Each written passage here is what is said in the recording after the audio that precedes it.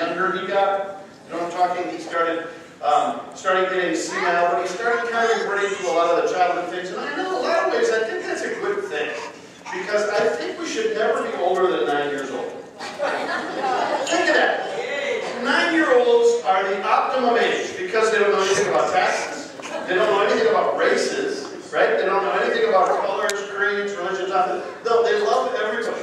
I think all wars should be fought by 9-year-olds. I think it should be a law. All wars are fought by 9-year-olds because if you remember when you were 9, one of you was a group, you were the Nazis, and these were the other people, and then the next day you switched. Everybody switches. And then, if all of that, and everything was done by 9-year-olds, everybody would go home at dark.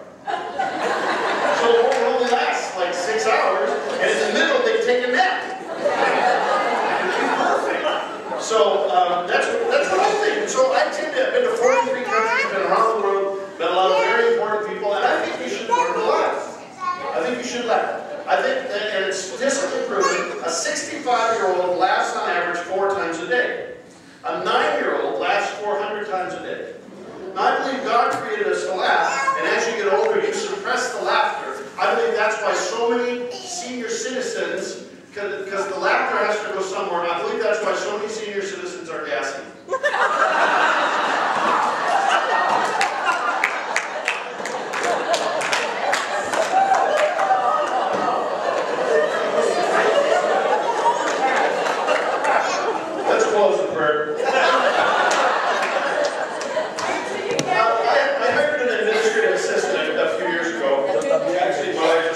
Babysitter, because I have ADD and I'm not really sure what I'm doing in the office, but I look important.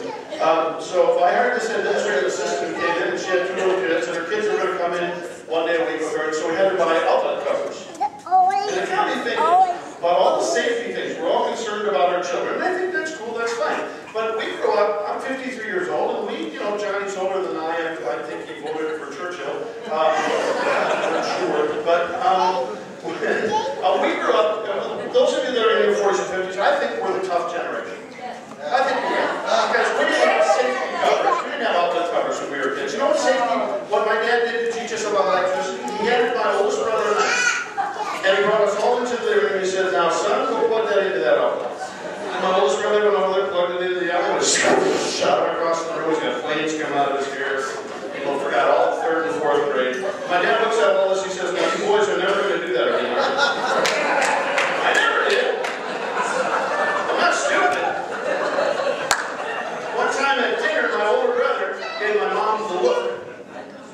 You know what I'm talking about? You gave your mom the look when she said something, which made your dad come out of his chair like a ninja. And before I knew what was happening, there was that moment where all time freezes, and my dad hit my brother, I don't know how many times, because the hands were flying furiously. I wasn't real sure. And all I saw was the chair frozen right at 45 degrees, and then it hit the floor.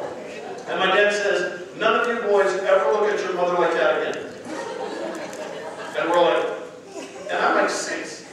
So I've lost complete bladder control right now. And I said to my older brother, I said, I didn't see how he looked at her. I wasn't sure what the look was. So for 11 years, I never looked at my mother. We were raised in station wagons. You kids nowadays have vans. Do you know why people invented vans? So your father could turn the cruise control on, walk back through the aisle of the van, and beat the snot out of it. Because our parents couldn't get to us, because we were in a station wagon. We were in a station wagon, and the people who designed the station wagon were former SS officers with the Nazis. Because it was the worst car ever made. It had the front seat where all the magic and fun stuff was. They had an air conditioner that only went to the front seat. We're back somewhere in Africa in seat number 2. And in seat number 3, I spent the whole time facing the wrong way. What kind of a sick person invents this? So the first seat's got nice air conditioning, it's got music playing up, second seat, nothing. There ain't no carpet, it's all vinyl, and your dad, if you throw up, you would just hose the whole inside out. I'm back in the 3rd seat with a German Shepherd that toxic and likes me a lot.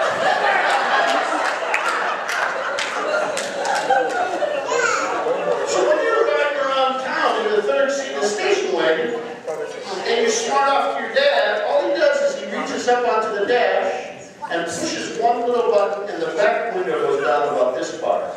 Lets in the carbon monoxide. Now it's a whole new vacation. I'm stoned back there. Me and the dog are getting along now. That Zeppelin's playing and back there. When I used to get lost as a little kid, I would have to turn around and walk backwards. Or they would look right to me. My father comes home one day with lawn darts. Remember lawn darts? I'm still in therapy with lawn darts.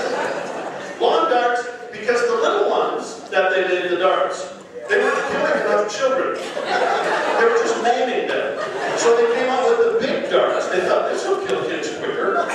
So then, it's the world's most boring game, so of course kids are interested in infinity, so you all lay on the ground and one throws the dart in the air to see how high it goes.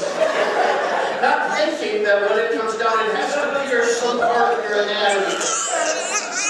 And then they made that little hoop that you were supposed to throw the darts into, which is the exact diameter of my arms flat against my waist around my stomach. So my brother would put it on me, and I'd have to go all the way home to get it off. This is sad